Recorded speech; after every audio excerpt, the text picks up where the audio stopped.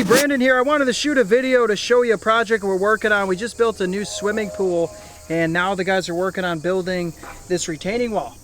This retaining wall is going to be very important to be built at the right elevation, in the right place, with the right amount of strength, because you can see that this pool deck is going to be coming up to about right here. One thing that's very important is planning in regards to this construction of the swimming pool, of the retaining wall. The reason why is it all starts at the bottom. See this first course? You lay that first, and that has to be exactly at the right elevation. So when you end up here, you're at the right elevation there. And the main thing to remember is that it can't be level. You want to have pitch, so the water runs away from your swimming pools. You always want to make sure water runs away from your structures, swimming pools, retaining walls. See the retaining wall out here? It's going to be about this tall. Guys did a very good job of leveling their base block. After leveling the base block, it goes very well. So you can see they leveled that out, goes all the way to the end, and everything's level. They're doing one block at a time, and then right about here they're going to start using Geogrid, which is a reinforcement tie back. Show you back there what it looks like. One thing to remember when you're building a retaining wall, that this only has, you can see over here, I'll show you. Careful for that. Over here you can see you got your straight face. There's three different components you're going to need for building a retaining wall. One, you're going to need your straight face, you're going to need your coping, and then you're going to need corners. Corners go over here. Corners are nice face on both sides. If we were to use this here, it would look like crap on one side. So very important, you need your corners for corners. And what you can do is you can take your length of the wall there and figure out how many corners you need. This one's going to need probably 6 different corners. So very important to figure that out when planning. And then after that, you level your block. This block comes with fiberglass reinforcements, which is really nice. It adds structure. This goes in. And what that does when you set your second block, it holds strong. You can see they also use glue. There's just another reinforcement. This is a segmental retaining wall, which means it's there's different pieces to it here. Over there that you can see their Geogrid. What that's going to do is that's going to get compacted and held, and that's a tie back. So the way that works, if I were to sit here and really pull, if I was Superman, I really pulled forward, it wouldn't want to go because that is tied in all the way back here. Right now it's not doing a whole lot of value, but once you put stone on here and you compact your stone, the stone gets in here and it's compacted, it's strong, it's got weight, so that works as reinforcement. So if you were to try to pull the wall out, or if the wall were to try to blow out with hydrostatic pressure or force or static load, this is going to hold it back. Because what happens is what they do is they take this Geogrid and they put it like that, right? Yep. Like that. Yep. Goes like that. And then what happens, they set the block right on here, and then you can see if I were to pull here, it gives it, there's strength there. Same thing, it's pulling strength so it doesn't blow out. And that's important for walls that are 3 feet or taller. Anything under 3 feet, we don't usually say you need it. Everybody will kind of tell you something different.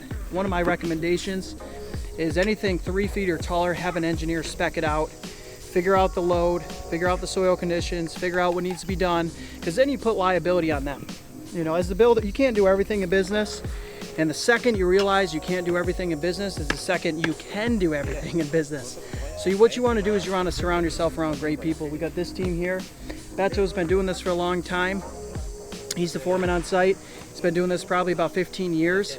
I understand the basics behind this. I understand how this works and operates, but I don't need to be the guy doing it. I need to be the guy as the entrepreneur, hiring, organizing, orchestrating the people that do it, and then I need to go find the next deal, find out where I can get my next retaining wall and pool project to help pay these guys, pay for the Caterpillar, pay for the transit up there, pay for all the tools and equipment. So very important, a lot of entrepreneurs think, hey, I need to do it all.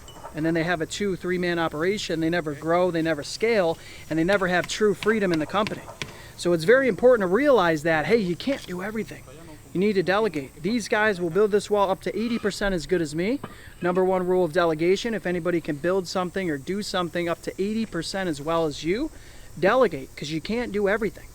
These guys are doing an incredible job. I don't think I could build a wall this great or this fast. So they're doing an amazing job. Everybody in the company has their own role and responsibility. The driver bought the block here. Project manager planned, figured out how much block we need, ordered the block, figured out how much corners we need, figured out how much Geogrid we need. He's working with the foreman to make sure everything's available. He's the guy thinking one step ahead of the foreman. What's next? What are you going to need tomorrow? What are you going to need next week? Are the inspections called in? Are this called in? Blah, blah, blah, blah. So very important to always think ahead, always look at the main vision. The entrepreneur is always going to be the guy looking the farthest ahead, thinking next year, tomorrow, or next month, 3 years from now, 5 years from now, 25 years from now. So the entrepreneur is always the guy thinking ahead the farthest, and as he should.